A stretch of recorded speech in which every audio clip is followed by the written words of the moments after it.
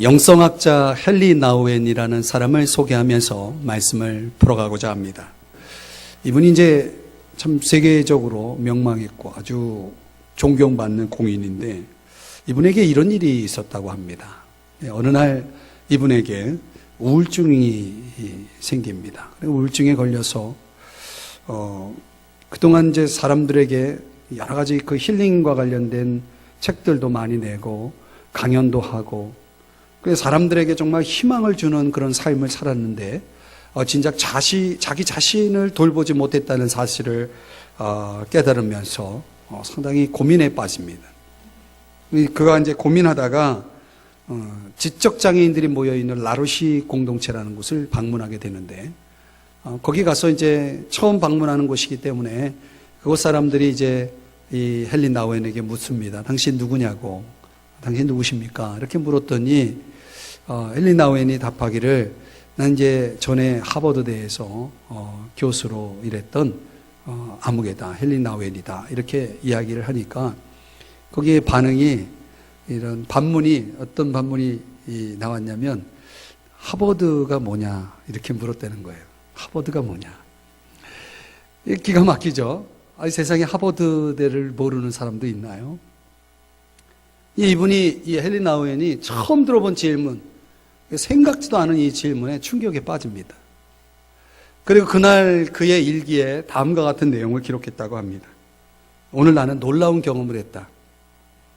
이 사람들은 내가 하버드대 교수인 것과 내가 지금까지 쌓아왔던 그 많은 업적들, 세웠던 것들을 알지도 못할 뿐만 아니라 관심도 없다. 이곳에서 나는 그저 헨리 나우엔일 뿐이다. 이런 내용의 일기를 썼다는 거예요.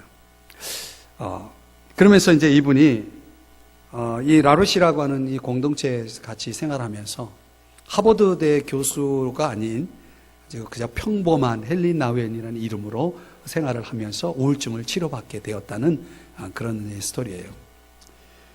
사실 이런 경험을 통해서 우리들에게 교훈해 주는 건 뭐냐면 우리 인간의 가치라고 하는 것이 우리가 가지고 있는 이 조그만 종이 명함에 달려 있는 것이 결코 아니라는 것이죠.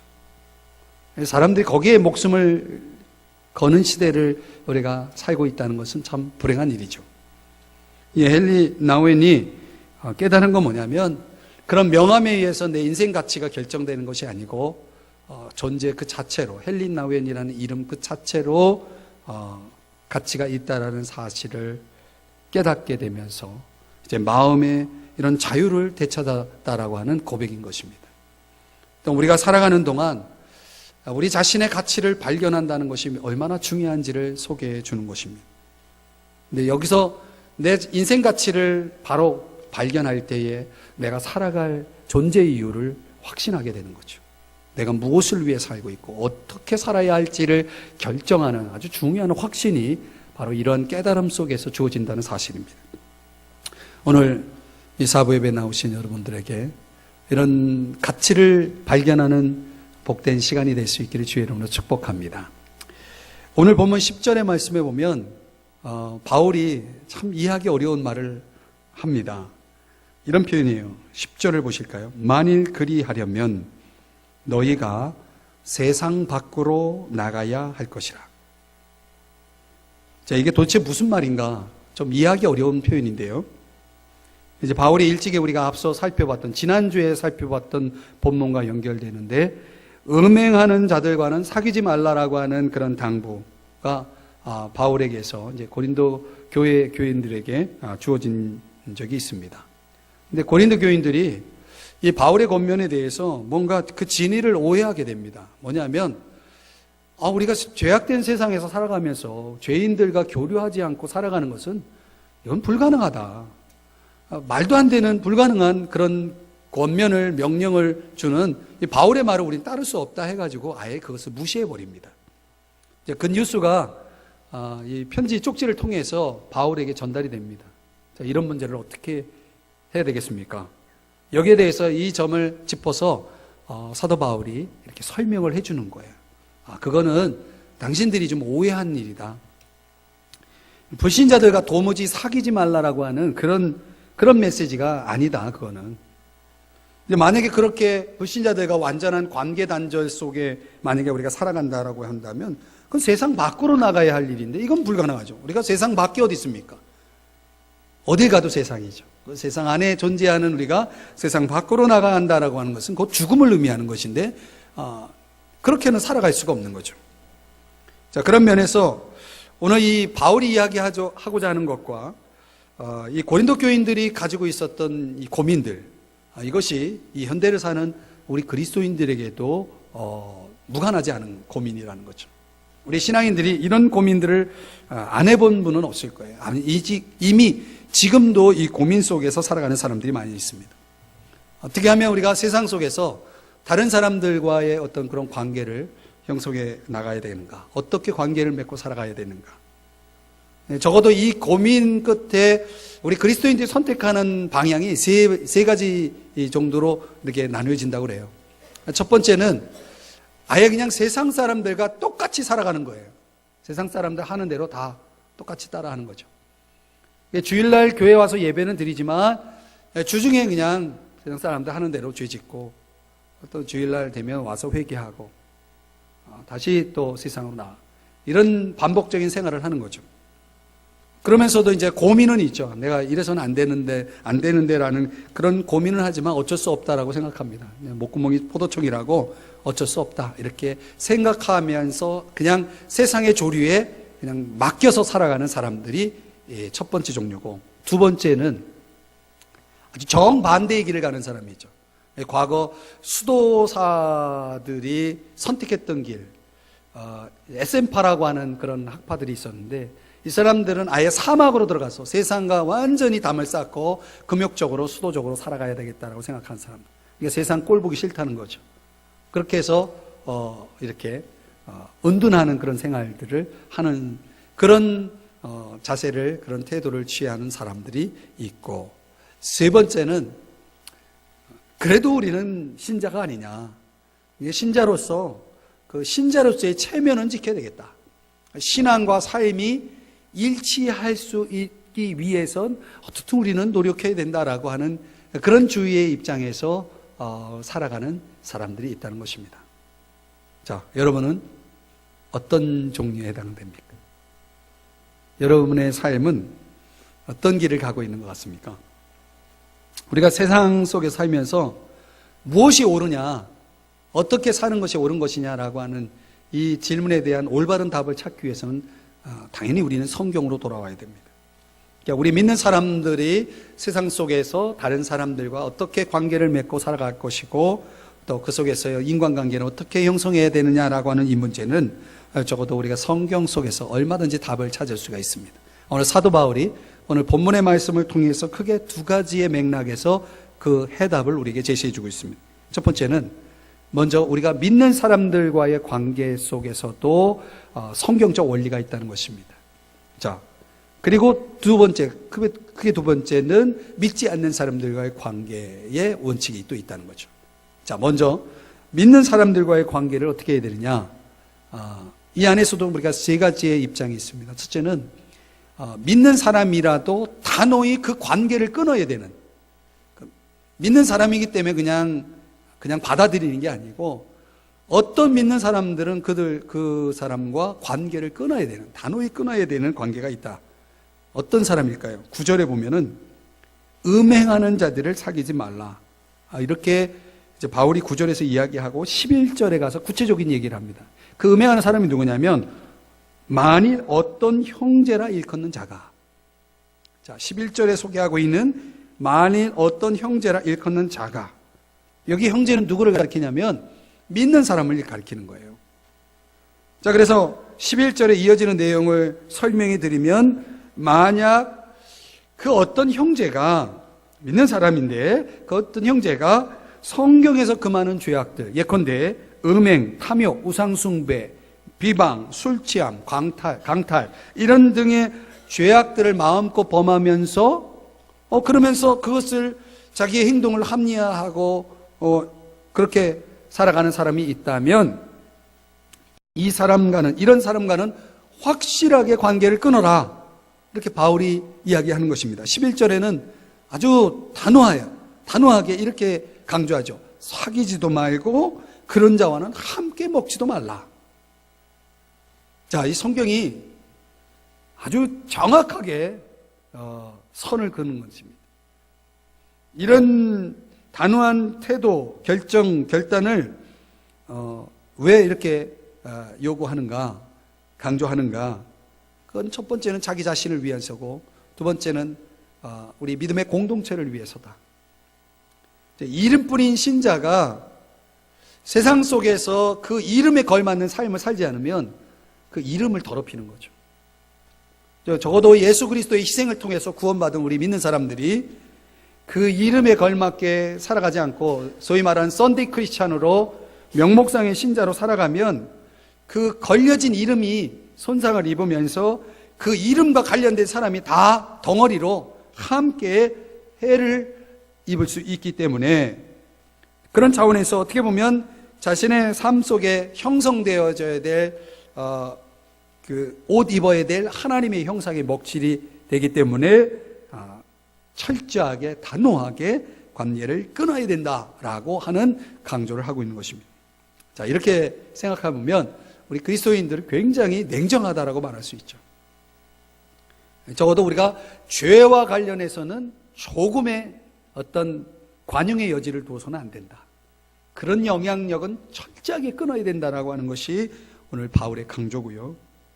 그러나 또 우리가 그런 사람, 그리스도인이라는 이름을 가지고 세상에서 죄 지으면서 살아가는 사람들을 좀 깊이 들여다보면 왜 그런 사람들이 생겨나는 것일까? 깊이 들여다보면 그런 거죠. 그런 사람에겐 두 가지가 결여되어 있기 때문이다. 첫째는 왜곡된 지식, 그러니까 올바른 지식이 빠져 있기 때문이다. 그 올바른 지식이 왜 빠져 있느냐? 그러면 여러분 성경에 예수님께서 요한복음 8장에서 그런 말씀하잖아요. 진리를 알지니 진리가 너희를 자유하게 하리라. 자, 진리가 우리에게 주는 유익이 뭡니까? 자유죠. 거기서 말하는 자유는 그냥 방종적인 자유가 아니라 죄로부터의 자유, 죄를 이길 수 있는 자유, 죄를 능가할 수 있는, 압도할 수 있는 자유, 극복할 수 있는 자유죠. 그러니까 죄와 더불어 살아가고 있는 이 이름뿐인 신자의 문제는 그 죄를 극복해낼 수 있는 능력이 없는 거예요. 뭐가 없냐면 진리가 없는 거죠. 진리적인 능력이 없는 거죠. 그래서 이런 사람들을 뭐 해줘야 되냐면 도와줘야 돼요. 단호히 끊어야 된다라고 하는 강조점이 있지만 여기에는 한 가지 여지가 있어요. 만약 그가 올바른 지식이 없어서 그렇게 살고 있다면 그들을 교정하고 회복시켜주고 도와주어야 할 대상일 수도 있다는 거죠. 그런 관계도 포함하고 있어요. 또 하나의 결여는 뭐냐면 지식은 있어도 그 지식을 올바로 적용할 수 있는 적용력이 없는 사람이 있습니다. 그러니까 말씀은 많이 들어왔는데 그 말씀을 생활 속에서 어떻게 실현해낼 것이냐라고 하는 부분에 대해서 준비되지 않고 훈련되지 않은 사람들, 그런 부분들이 약한 사람들이 있습니다. 그러면 지식은 있지만 적용력이 없어서 예를 들자면 내 손에 노트북이 있는데 어떤 사람은 그 노트북을 유용하게 쓰지만 어떤 사람은 그 노트북을 가지고 죄 짓는 데 쓰거든요. 그러니까 도구의 문제가 아니라 그것을 사용하는 사람의 문제죠. 적용의 문제인 거죠.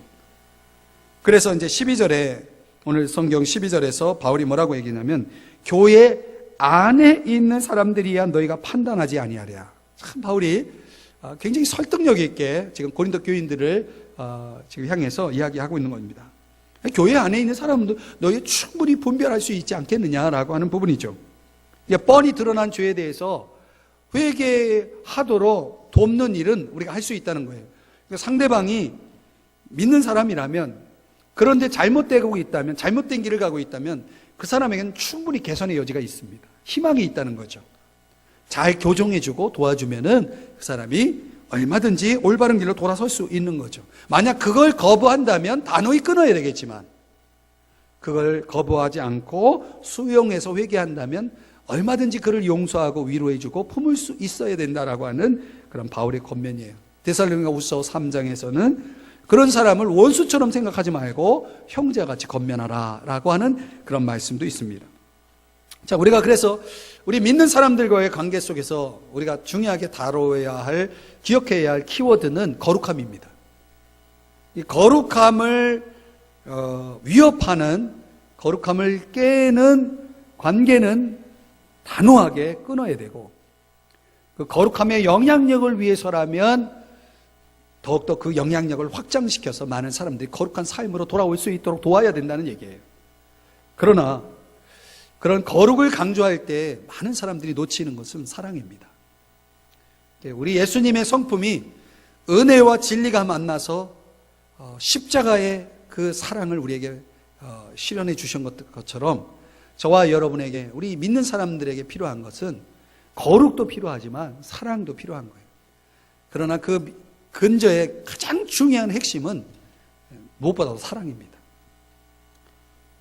히브리서 13장 1절에 형제 사랑하기를 계속하고 라는 말씀이 나오고, 베드로전서 1장 22절의 말씀에 보면 마음으로 뜨겁게 서로 사랑하라는 말씀이 나옵니다. 우리가 사랑은 결코 멈춰서는 안 된다. 어떤 죄인도, 어떤 죄 가운데 지금 타락의 길을 가는 사람도 우리가 그들을 향해서 계속해서 보여주어야 할 사랑은 멈추지 말아야 된다는 것이죠. 아리스토텔레스가 이런 말을 했어요. 다른 것들을 다 갖추었다 해도 친구 없는 삶을 택할 사람은 없다. 이런 말을 했습니다. 우리가 인생을 살아가는 동안 정말 중요한 걸 놓치지 말아야 되는데, 그게 뭐냐면 관계입니다. 아무리 모든 걸 다 구비하고 갖추었다 해도 친구가 없는 삶을 택할 사람이 없다는 것은 그만큼 관계는 그 모든 것보다 더 중요하다는 얘기죠. 그래서 이제 이 현대 사회, 우리가 지금 이 현대를 살고 있다면 이 현대는 포스트 모던 시대입니다. 이 모더니즘이 지배하던 근대 시대에 이 교회가 들어왔던 물음은 뭐냐면 하나님은 누구신가입니다. 하나님은 누구신가? 그러니까 신학에서 가장 중요한 질문이죠. 하나님은 누구신가? 근데 지금 이 포스트 모던 시대에는 질문이 바뀌었어요. 하나님의 사람들은 누구인가? 그러니까 지금은 하나님은 누구신가를 궁금해하지 않아요. 지금 시대 사람들. 또 하나님이 누구시다라고 하는 말을 다른 사람에게 전해주면 듣지 않습니다. 근데 사람들이 언제 마음이 열리고 귀가 열리냐면 그 포스트 모던의 이슈는 하나님의 사람들이 누구인가, 그 사람에 의해서 하나님은 누구신가를 볼 수 있기 때문에 더 이상 하나님에 대해서는 궁금해하지 않고 하나님 믿는 그 사람들에 대해서 궁금해한다는 거예요. 그러니까 오늘날 이 포스트 모던 시대에 이 진리가 배척당하는 이유 중에 가장 핵심은 하나님의 문제가 아니라 하나님을 믿는 사람들의 문제라는 거죠. 굉장히 깊이 고민을 해봐야 되는 것입니다. 그런 차원에서 우리 신앙인들이 이 세상 속에서 어떤 관계를 맺고 살아가느냐가 굉장히 중요한 이슈가 되어 있습니다. 그래서 이제 우리나라에 소개된 지 얼마 안 되는 책인데, 레너드 스윗이라고 하는 분이 쓴 우리말로 관계의 영성이라는 책으로 이제 번역이 돼서 소개된 책인데, 제가 이제 이 논문을 쓸 때 이분 책을 이제 이렇게 보게 됐다가 실제로 논문에 많이 이렇게 내용이 들어가진 않았지만 제가 개인적으로 굉장히 도움을 많이 받은 책이에요.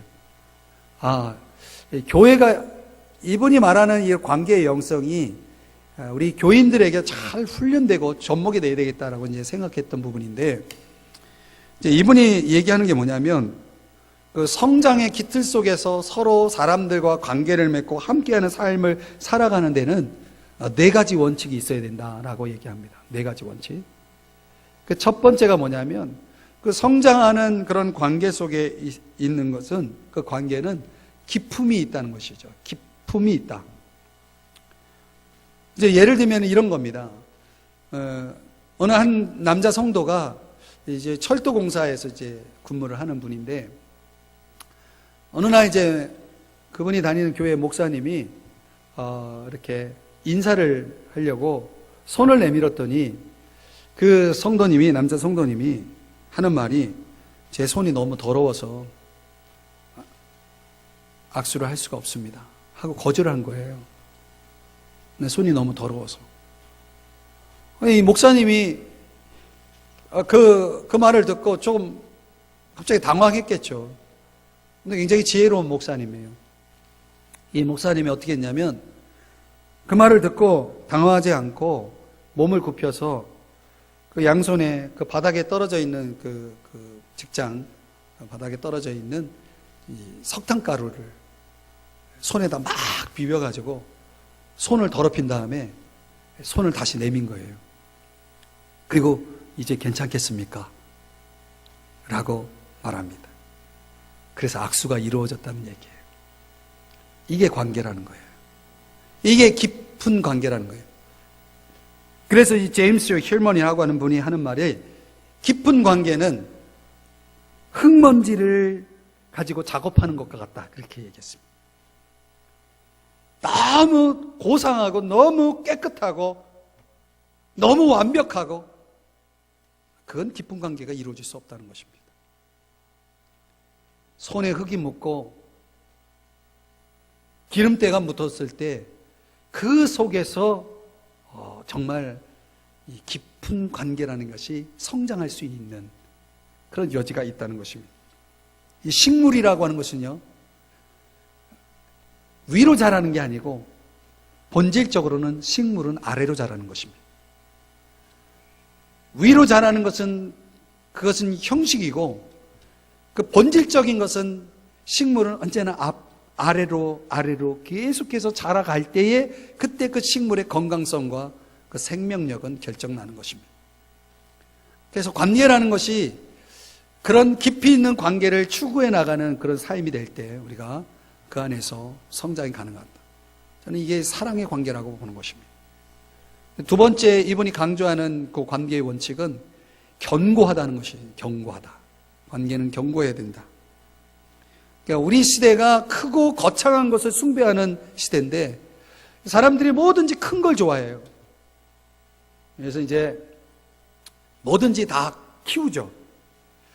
그런데 미래학자들이 얘기하기를 이제 우리 시대에 어느 때부터는 큰 거는 다 망하게 돼 있다. 이렇게 얘기합니다. 이게 제 얘기가 아니고 미래학자들의 얘기예요. 그래서 오늘날 이 큰 교회들도 상당히 위협을 받고 있는 거죠. 내용적으로는 상당히 심각한 위기를 맞은 거죠. 기업도 그렇고 사업도 그렇고 뭐든지 큰 것들은 앞으로 살아남기가 어려울 것이다. 작지만 강한 것들, 이 소형화된 견고성을 가지고 있는 조직만이 살아남게 되는 시대가 올 것이다라고 그렇게 경고를 하고 있거든요. 그럼 작다고 모든 게 다 견고한 건 아니죠. 그 소형화된 것 속에서 아주 건실함이 필요한 거죠. 그래서 교회도 그렇고 모든 그런 어떤 조직들이 그런 걸 지향해야 될 때가 이제 온다. 그래서 이제 과거는 큰 것이 작은 것을 잡아먹는 시대였다면 지금 시대는 방향이 올바른 속도를 낼 수 있는 것이 느린 것을 잡아먹게 되어 있는 시대라는 거죠. 그러나 거기에도 방향성이 중요하겠죠. 그래서 이제 이분이 하는 얘기가 이제 이런 예를 들어요.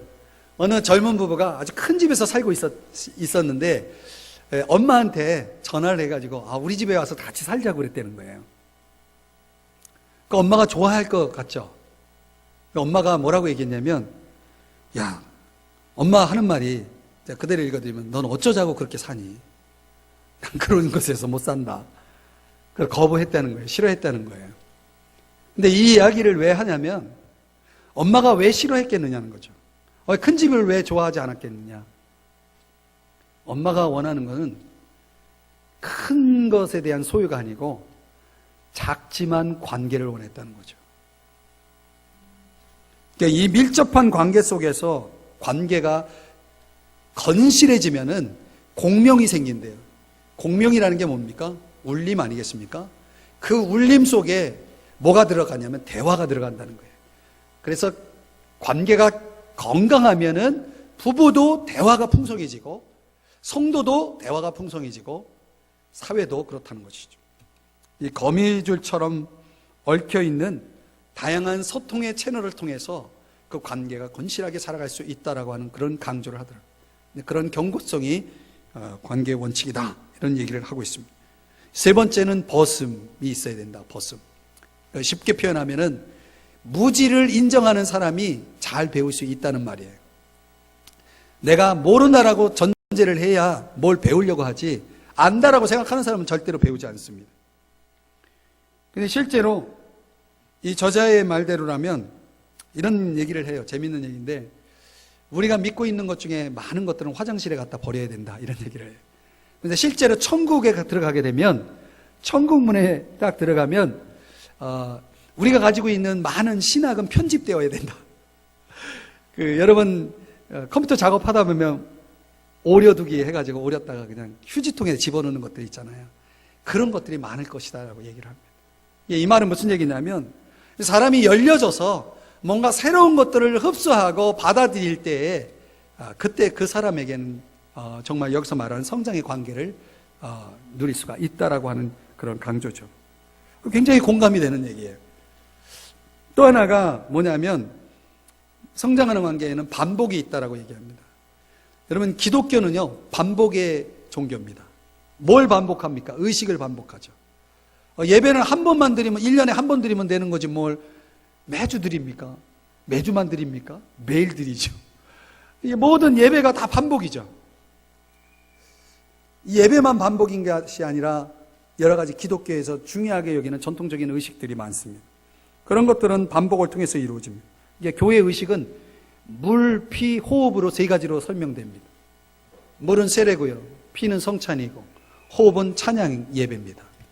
이 세 가지가 끊임없이 돌아가면서 그 안에서 다양한 자생력들이 나타나고 생명력들이 나타납니다.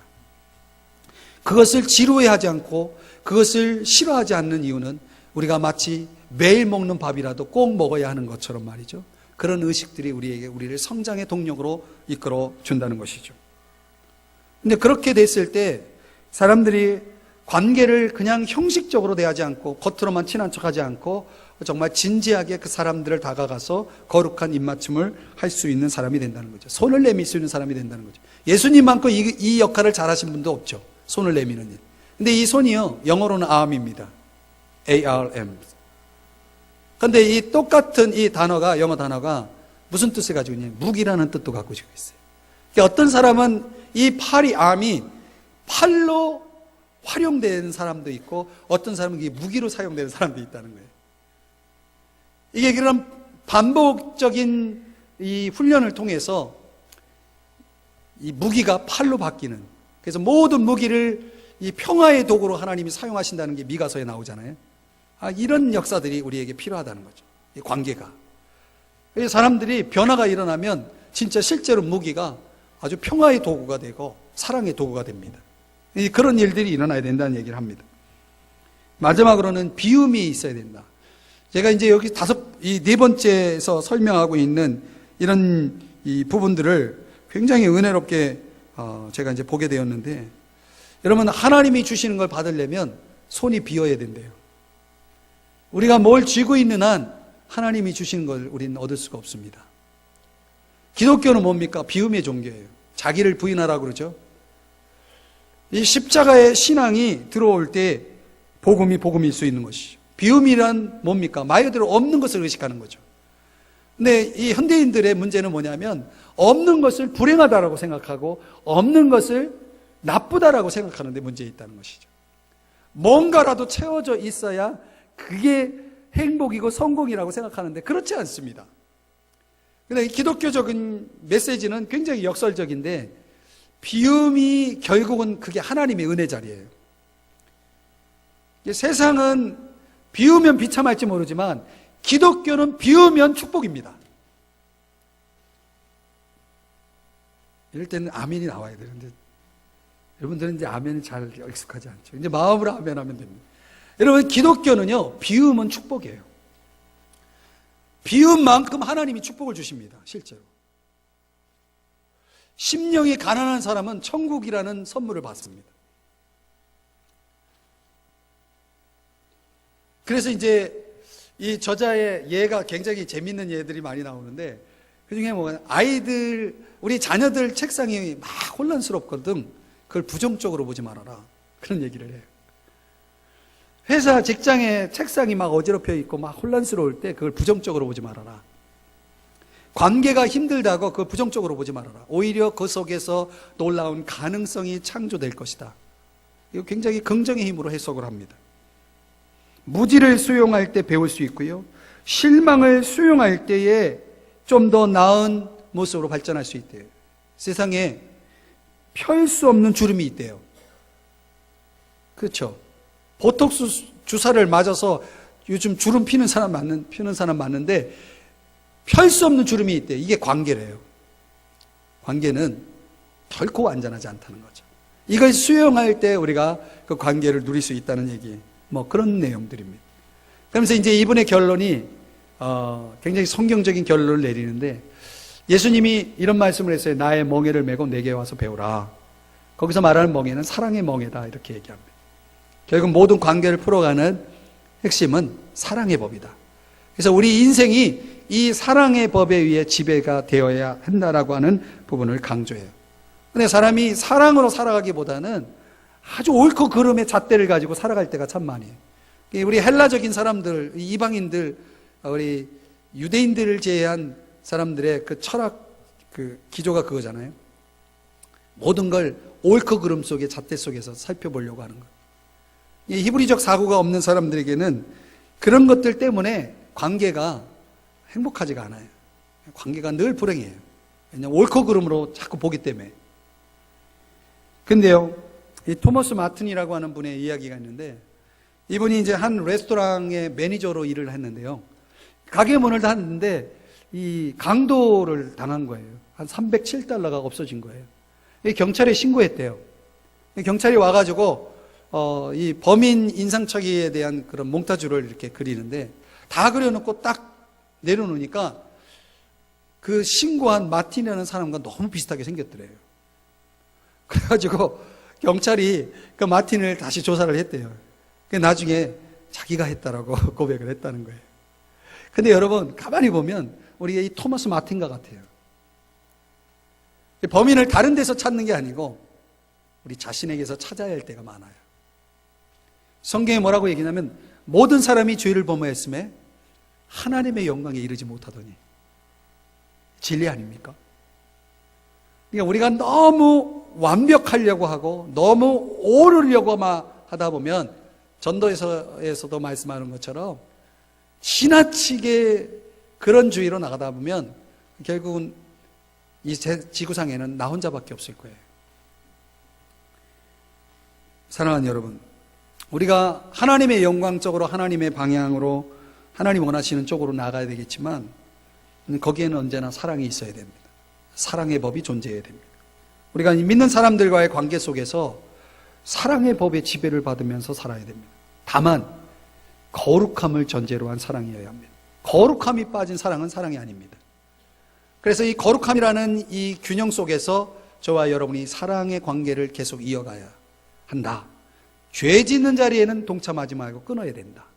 그러나 여전히 옳은 대로 그들을 인도하는 차원에서 또 우린 여전히 그들을 사랑해야 한다라고 하는 그런 사랑의 법을 강조하고 있다. 이것이 이제 오늘 바울이 그 한 부류의 사람들, 특별히 믿는 사람들과의 관계를 어떻게 우리가 풀어가야 하는지를 우리에게 가르쳐주는 핵심입니다.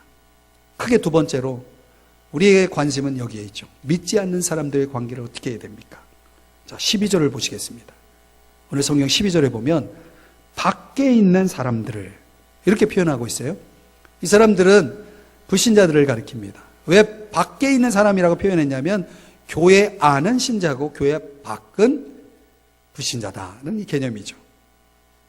교회 밖은 도대체 어떤 세상이 있길래 불신자라고 말하느냐?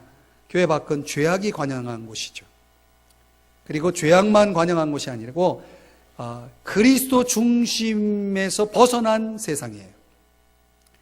중심에 그리스도가 없는 세상.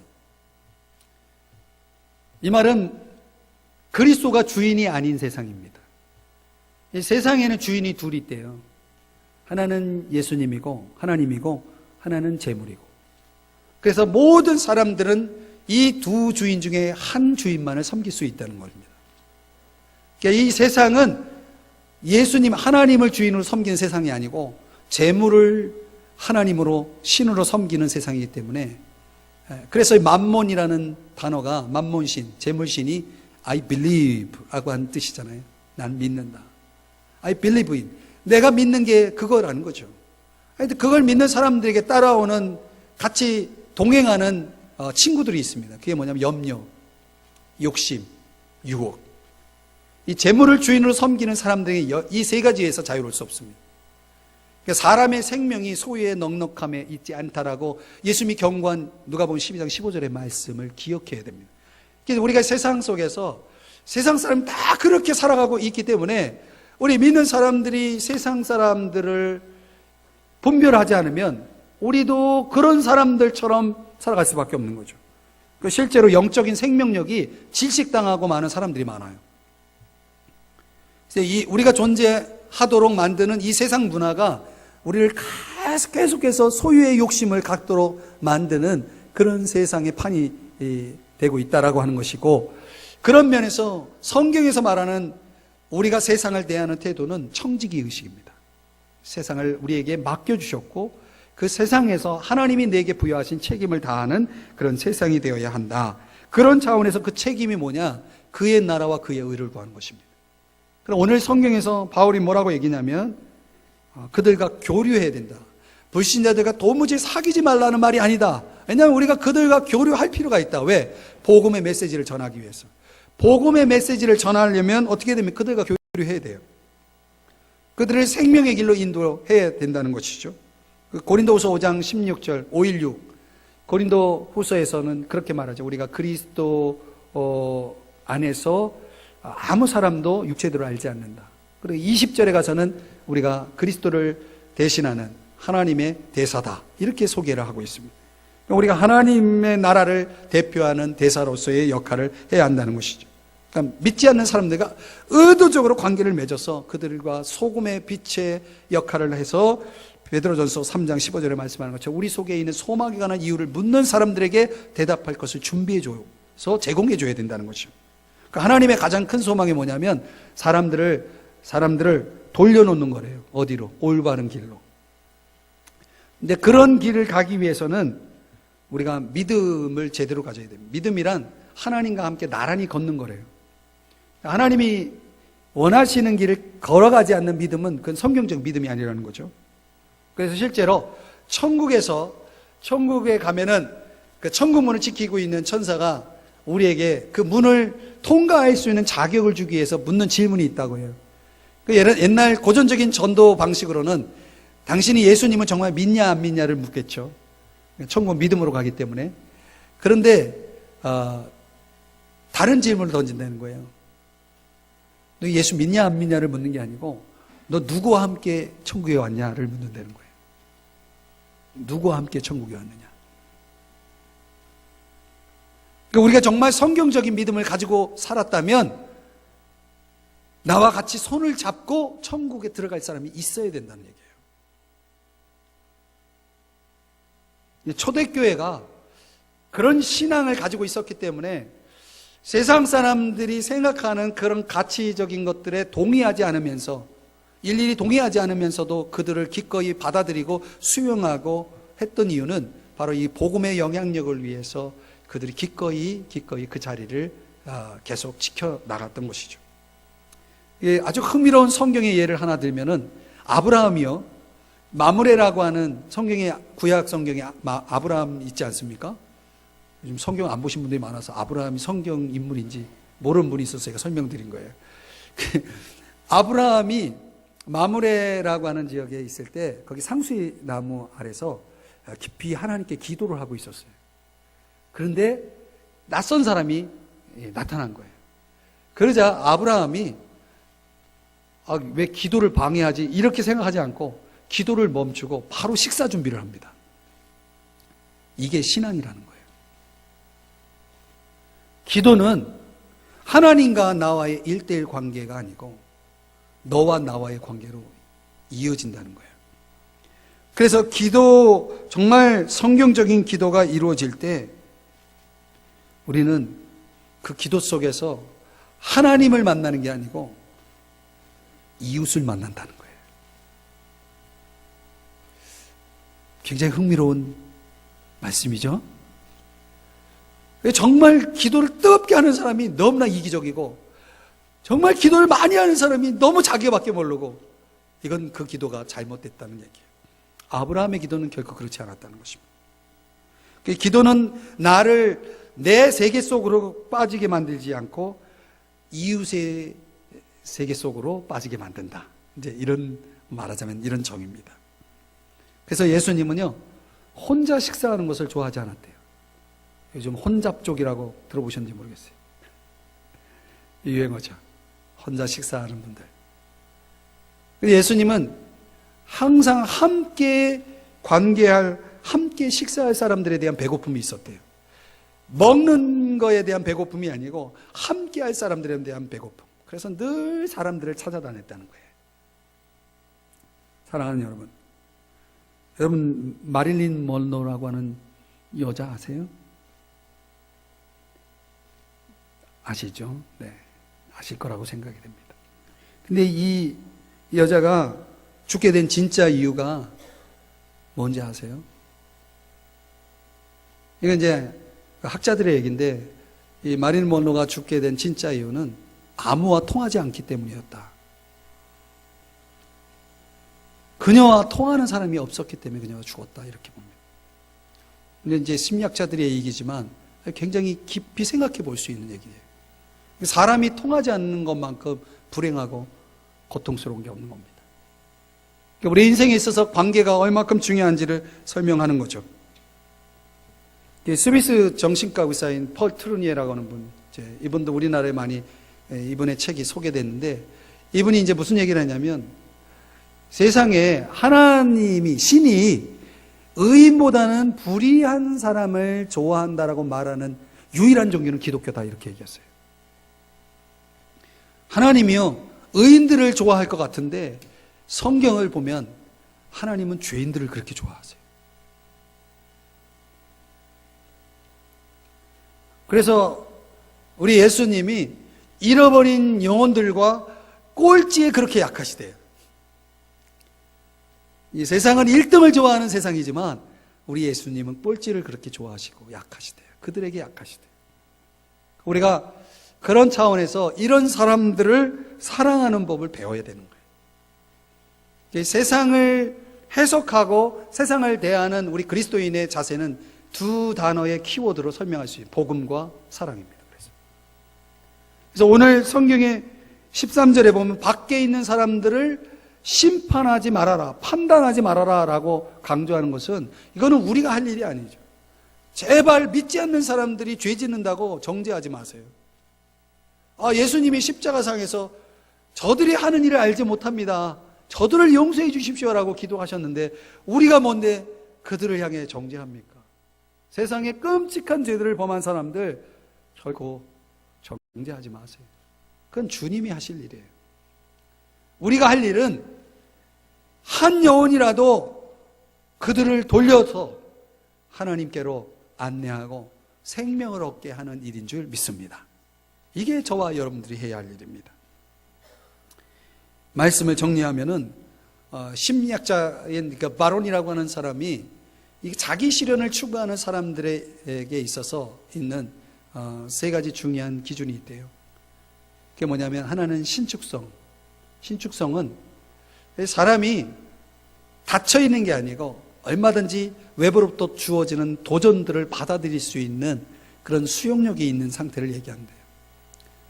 그러니까 외부로부터 주어지는 고난도 두려워하지 말고 미래에 대해서, 미래의 도전에 대해서 결코 주저하지 말라, 두려워하지 말라. 그런 신축성이 필요하다. 두 번째는 자발성입니다. 세 번째가 오늘 강조하고 싶은 건데 창조성입니다.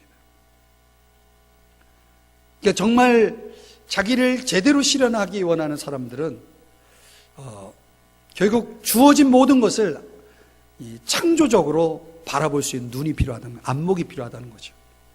그러니까 우리에게 주어진 환경들이, 우리가 살아가는 세상이 하나님의 그 창조의 역사의 어떤 그런 관점에서 들여다보면 정말 우리가 해야 할 일들이 너무 많은 거죠.